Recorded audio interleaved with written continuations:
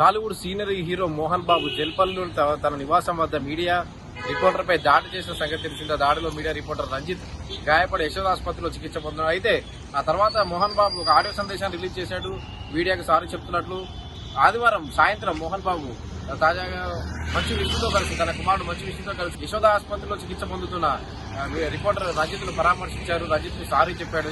రంజిత్ కుటుంబ సభ్యులు సైతం మోహన్ బాబు విష్ణు పరామర్శించారు. వారి కుటుంబానికి కూడా సారీ చెప్పాడు. మొత్తంగా మీడియాకు సారీ చెప్తున్నట్లు మోహన్ బాబు ప్రకటించారు. అయితే మోహన్ బాబు ఇంట్లో నెలకొన్న రచ్చ వీధికెక్కిన సంగతి తెలిసిందే.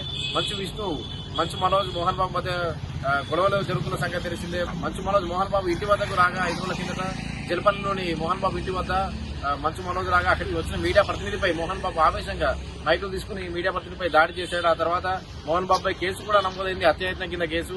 పోలీసులు స్టేట్మెంట్ రికార్డు కోసం వెళ్ళగా మోహన్ బాబు పరారీలో ఉన్నట్లు తెలుసుకున్నారు. ఆ తర్వాత మోహన్ బాబు తాను పరారీలో లేనని పోలీసులకు సహకరిస్తానని చెప్పాడు. అయితే తర్వాత ఆడియో సందేశం కూడా రిలీజ్ చేశాడు మోహన్ బాబు.